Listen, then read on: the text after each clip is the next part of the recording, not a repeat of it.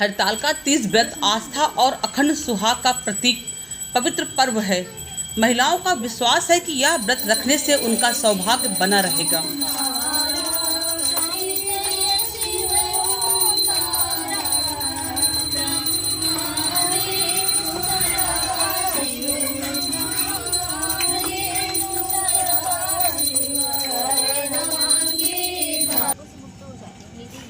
तुमने आज के बहुत दिनों पहले हिमालय पर्वत पर इस व्रत को कहा था।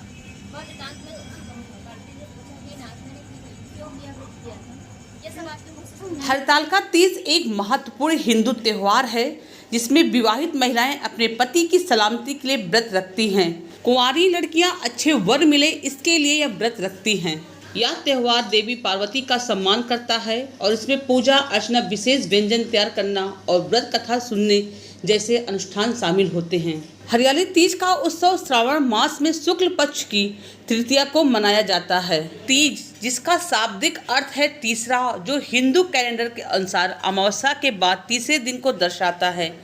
3 हिंदू त्योहारों का संयुक्त नाम है जो मुख्य रूप से हिंदू देवताओं माँ देवी पार्वती और उनके पुरुष पति शिव को समर्पित है, जो मुख्य रूप से विवाहित महिलाओं और अविवाहित लड़कियों के लिए ही यह व्रत है। सावन में जब संपूर्ण प्रकृति हरी ओढ़नी से आच्छादित होती है, उस अवसर पर महिलाओं के मन मयूर नृत्य करने लगते हैं, वृक्ष की शाखाओं में झूले पड़ जाते हैं। पूर्वी उत्तर प्रदेश में इसे कजरी तीज के रूप में मनाते हैं। सुहागिन स्त्रियों के लिए यह व्रत बहुत ही महत्व रखता है। आस्था, उमंग, सौंदर्य और प्रेम का यह उत्सव शिव पार्वती के पुनर्मिलन के उपलक्ष्य में मनाया जाता है। इच्छित वर और अखंड सौभाग्य के लिए भी यह मनाया जाता है।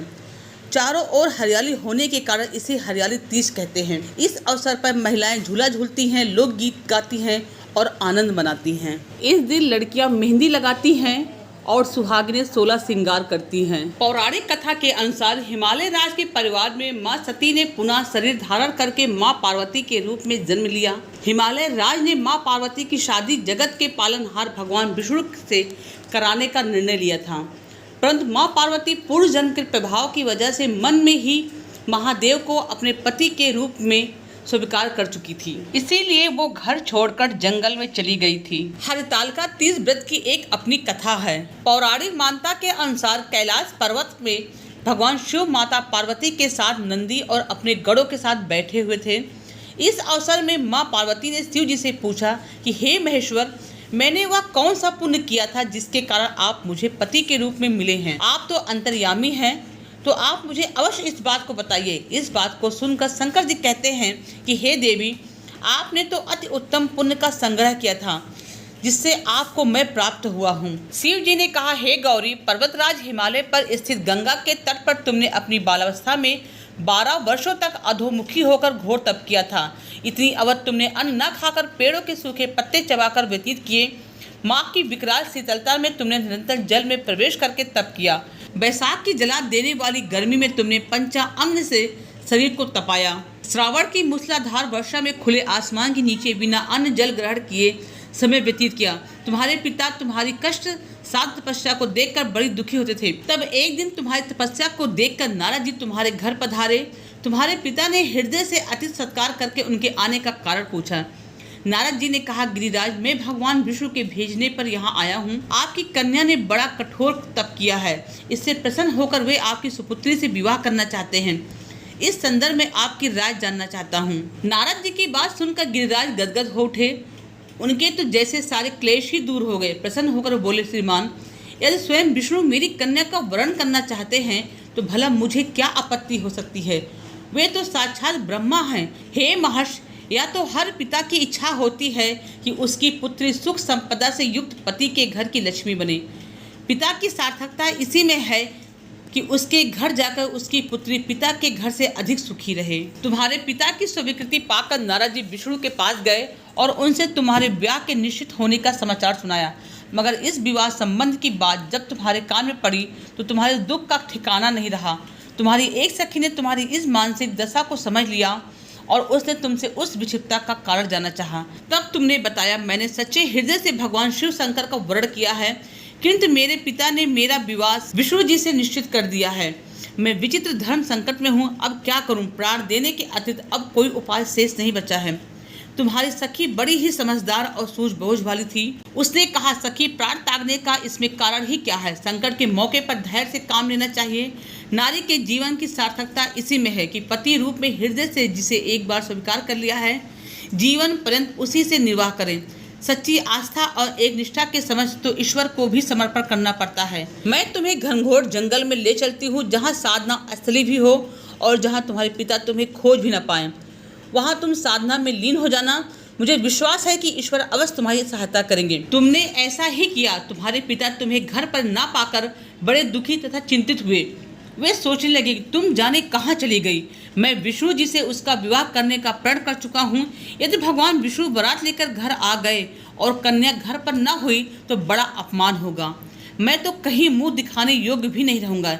यही सब सोचकर गिरिराज ने जोर शोर से तुम्हारी खोज शुरू करवा दी। इधर तुम्हारी खोज होती रही और उधर तुम अपनी सखी के साथ नदी के तट पर एक गुफा में मेरी आराधना में लीन थी।